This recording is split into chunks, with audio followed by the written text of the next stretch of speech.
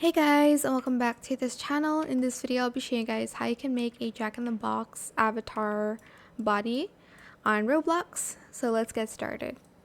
I'll just show you in this game, but you're just going to go to the Jack-in-the-Box body and you're just going to try it. Oh, do I already have it on?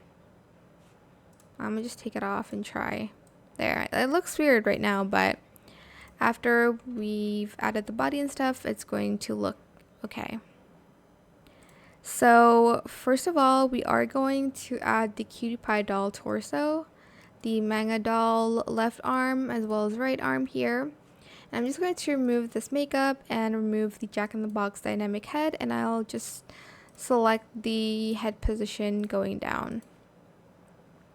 I'm then going to add the melancholic sad tears chibi face, as well as the angel doll bangs in black. I think I'm going to stick with the hair. I'm also going to go to the body and I'm going to change it to white for everything, like the color of the skin tone. It's also going to change the color of the Jack-in-the-Box, as you can see it changed. I'm also going to add in a top here. You can add any top that you would like, of course. Then I'm also going to add these cuffs, white flower wrist cuffs. And I'm going to add ruffle skirt in white, and I'm going to just remove the one that I had on. This is not important. I just added a bow as well. For the hair, you can use any hair you want, of course. But I chose this one. And then I'm going to also add the cracked broken porcelain doll face, as well as the broken cracked doll face in black.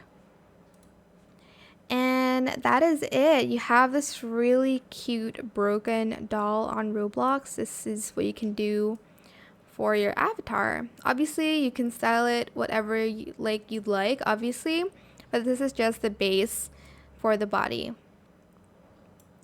That is it for this video. I hope it was helpful for you guys. Don't forget to like, comment, share, and also subscribe to this channel if you haven't done that already.